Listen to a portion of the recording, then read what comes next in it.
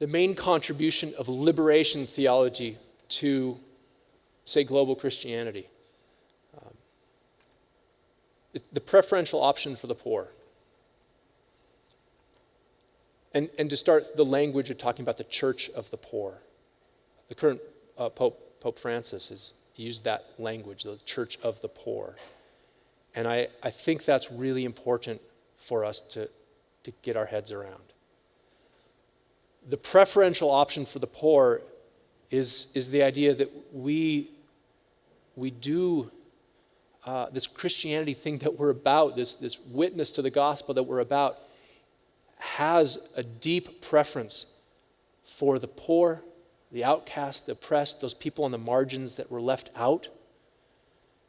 Jesus didn't go to the halls of power.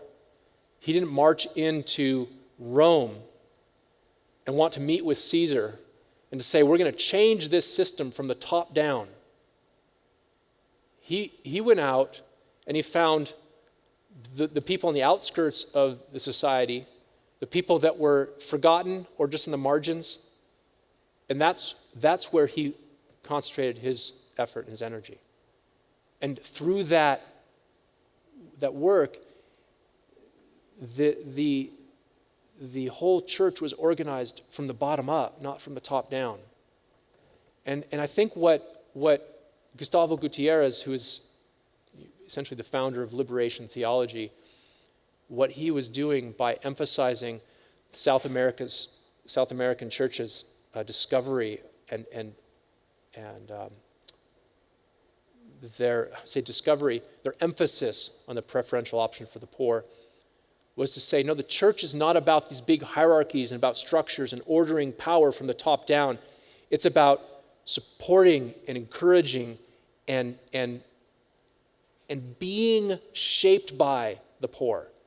Not what we can offer the poor as a way of going to them as an other, but to say that God is at work amongst the poor, and that's where he will speak to the church.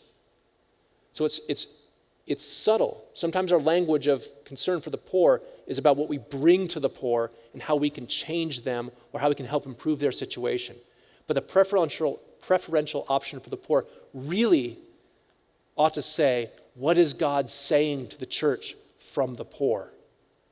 And to say, that's where God is at work. How do we let God speak to us from that position?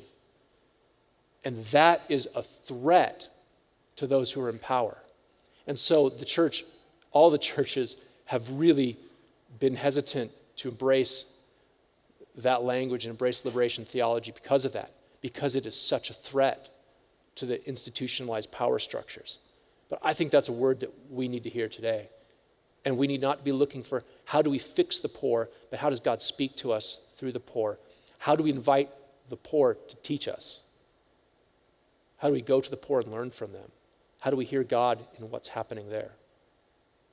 It should unsettle our addiction to power and prestige and wealth and authority, and then get back into what it really means to be a leader like Jesus, who did not consider his status something to be defended, but he willingly gave it up.